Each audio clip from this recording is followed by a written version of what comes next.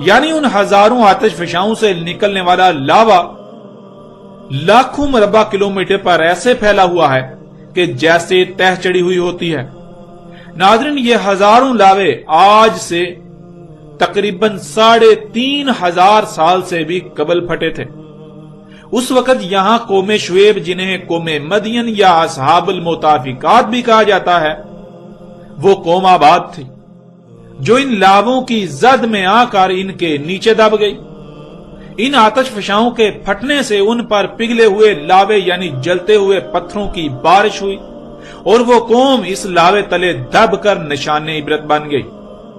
اور ناظرین، اس موضوع پر آئندہ الگ سے تفصیل کے ساتھ بات کی جائے گی۔ ناظرین، آج بھی یثرب میں، جسے مدینہ المنورہ کہا جاتا ہے، وہاں سے تعمیراتی کاموں کے لیے کھدائی کے دوران لاوا ظاہر ہوتا رہتا ہے، اور وہاں سے بالکل ویسے ہی دھواں اٹھتا رہتا ہے جیسے روایات میں مذکور ہے کہ عمر فاروق رضی اللہ تعالیٰ عنہ کے دور حکومت میں کنویں سے دھواں اٹھتا رہا، جو بعد میں پھٹا اور زلزلہ آیا جس کی وجہ سے، اور پھر وہیں سے عثمان رضی اللہ تعالیٰ عنہ کے دور حکومت میں بھی دھواں نکلتا رہا۔ اور یہ مناظر بھی آپ اپنی سکرین پر دیکھ رہے ہیں۔